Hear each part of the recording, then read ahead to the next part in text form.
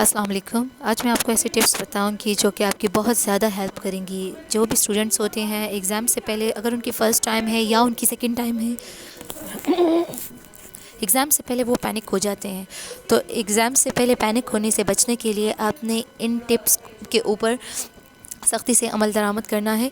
इन tips को देखते हुए आप इजीली जो है एग्ज़ाम में डिफ़िकल्ट टॉपिक्स भी पढ़ सकते हैं।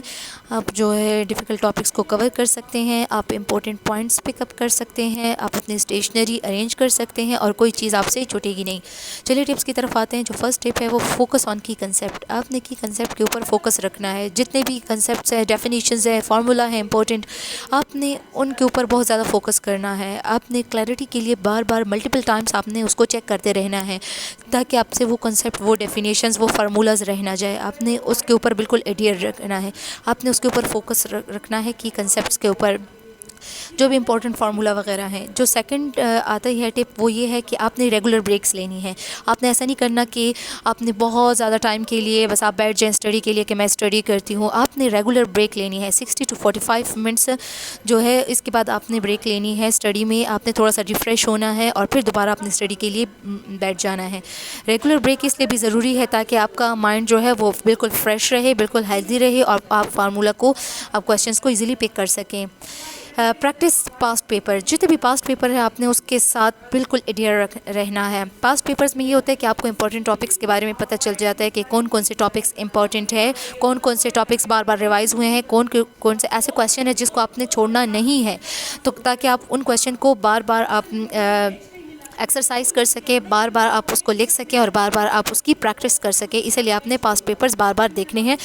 पास्ट पेपर देखने का ये भी फ़ायदा होता है कि आपको एमसीक्यूज़ क्लियर हो जाते हैं कि कौन कौन से एमसीक्यूज़ बार बार यूज़ हुए हैं। फिर आते हैं ऑर्गेनाइज स्टडी मटेरियल। आपका जितना भी स्टडी मटेरियल है, आपका टेक्स्ट बुक्स हैं, नोट्स हैं, आपके स्टडी मटेरियल है, गाइड्स है, उसको आपने अरेंज करके रख लेना है ताकि आपको कन्फ्यूजन ना क्रिएट हो कि ये वाला टॉपिक जो है मैंने कहाँ से याद करना है और उसको ढूंढने में ही आपका सारा टाइम वेस्ट हो जाए। तो आप अपना स्टडी मटेरियल जो है वो आप बिल्कुल ऑर्गेनाइज करके रखा करें। जितनी भी आपके नोट्स हैं, आप गाइड्स हैं, स्टडी प्लान्स हैं, आपने उसको बिल्कुल अपने सामने रखना होता है और उसी से ही स्टडी करनी होती है। इसी से ही आप देखिए इफ़िशिएंट रिवीजन जो है वो तभी पॉसिबल हो सकती है। फिर ये है कि क्रिएट अ रिवीजन प्लान। आप अपने लिए एक रिवीजन प्लान बना लें, ठीक है। ऐसा रिवीजन प्लान बनाएं जो कि रियलिस्टिक हो। रियलिस्टिक टाइम टेबल का ये मतलब होता है जिस पर आप अमल दरामद कर सकें। ऐसा टाइम टेबल ना हो जो कि सिर्फ लिखने तक ही महदूद हो कि आपने लिख लिया और छोड़ दिया। तो आपने ऐसा रिवीजन प्लान बनाना है जिसके ऊपर आप जो है वो अमल कर सकें। तो आपने ऐसा रिवीजन प्लान बनाना है कि कितने टॉपिक्स मैंने फ़र्स्ट कवर करने हैं, कौन कौन से चैप्टर पहले याद करने हैं और कौन सा चैप्टर मैंने बाद में याद करना है, ठीक है। जितने भी डिफ़िकल्ट टॉपिक्स होते हैं उसको आप पहले कवर कर लें और जितने भी इजी होते हैं उसको आप लास्ट में छोड़ सकते हैं। इसके अलावा आपने हेल्दी रहना है। आपने जंक फूड नहीं यूज़ करना है। आपने अपनी बैलेंस डाइट लेनी है। बैलेंस डाइट का मतलब ये है कि उसमें हर एक चीज़ मौजूद हो। आपने ज़्यादातर रिलाई करना है फ्रूट्स पे, वेजिटेबल्स पे और घर के खाने पे आपने बहुत ज़्यादा रिलाई करना है। आपने जंक फूड नहीं लेनी, कैफ़ीन वगैरह नहीं लेनी। कॉफ़ी वगैरह में हाई लेवल ऑफ कैफ़ीन होता है तो आपने वो अवॉइड करनी है।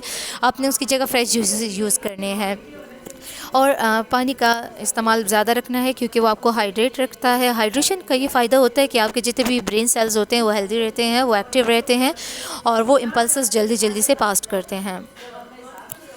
Check exam essentials. देखिए अगर आपके पास कार्ड्स वगैरह, पेन्स, पेंसिल है, स्टेशनरी है, कैलकुलेटर है, कंपास है, रूलर्स वगैरह है, जितना भी आपका जो एग्ज़ाम के लिए ज़रूरी मटेरियल होता है ना, तो वो आप अपने लिए अरेंज करके रख लें और एटलीस्ट ट्वाइस, 2 बार आप उसको चेक करें कि आपने सारा स्टडी मटेरियल जो है वो अपने लिए अरेंज करके रखा हुआ है। ऐसा ना हो कि आप एग्ज़ाम के लिए जा रही हैं, आपका स्टडी मटेरियल नहीं है, आप उसको बार बार ढूंढ रही हैं। तो इससे क्या होता है कि स्टूडेंट्स पैनिक हो जाता है, यहाँ से भी पैनिक क्रिएट हो जाता है, वो पजल हो जाते हैं स्टूडेंट्स। तो आपने अपने लिए बिल्कुल तैयार रखना है। आपने नए टॉपिक नहीं स्टार्ट कर लेने ताकि आपके पास टाइम अब कम है। आपने नया टॉपिक स्टार्ट कर लिया। नए टॉपिक स्टार्ट करने से अच्छा है कि आपने जो जितने भी टॉपिक्स याद किए होते हैं आप वो वाला टाइम उसको रिवीजन के लिए दे दी, आप वो वाले टॉपिक्स रिवाइज कर लिया करें।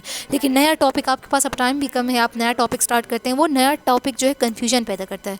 वो नया टॉपिक जो है जो आपने पिछले तमाम टॉपिक याद किए हुए हैं वो उनके साथ आपको कन्फ्यूज़ करेगा। तो आपने नया कोई टॉपिक स्टार्ट नहीं करना, जो टॉपिक आपको ऑलरेडी याद है उसको आपने बार बार रिवाइज़ करना है, ठीक है। एग्ज़ाम के लिए फ़ोकस आपने वही करना है जो आपने टॉपिक याद किए हुए होते हैं, उसी के ऊपर आपने फ़ोकस करना है। अच्छा, फ्लैश कार्ड्स आपने यूज़ करने हैं। देखिए, इंपॉर्टेंट फार्मूलाज हैं, डेफिनेशंस हैं, की पॉइंट्स हैं, ट्रीज़ वगैरह हैं, हेडिंग्स वगैरह हैं, उसके लिए आप फ्लैश कार्ड्स यूज़ करें। आप फ्लैश कार्ड्स के ऊपर वो इंपॉर्टेंट चीज़ लिख लिया करें। फ्लैश कार्ड जो है वो आपने बुक के उस पेज के ऊपर पेस्ट कर लेना है। बुक के ऊपर आप पेस्ट कर लेंगे तो जब भी आप रिवाइज़ करेंगे, याद करेंगे, आपके लिए याद करना बहुत आसान हो जाएगा, और एग्ज़ाम में जब आप वो वाला क्वेश्चन लिखने के लिए बैठेंगे तो वो आपके लिए बहुत ज़्यादा ईजी बन जाएगा, क्योंकि बार बार आप उससे फ्लैश कार्ड के ऊपर आपने नज़र डाली होगी, मेन पॉइंट्स के ऊपर, फार्मूला के ऊपर।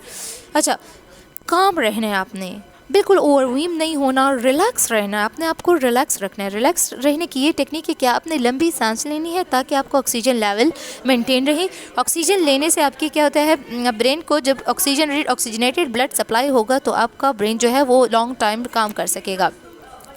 आपने फोकस रहना है बिल्कुल अपने टॉपिक के साथ, अपने सब्जेक्ट्स के साथ, अपने फार्मूलाज के साथ, अपने इक्वेशंस के साथ आपने बिल्कुल फोकस रहना है, और आपने बिल्कुल काम रहना है। कोई भी पैनिक क्रिएट नहीं होना चाहिए। Thank you so much.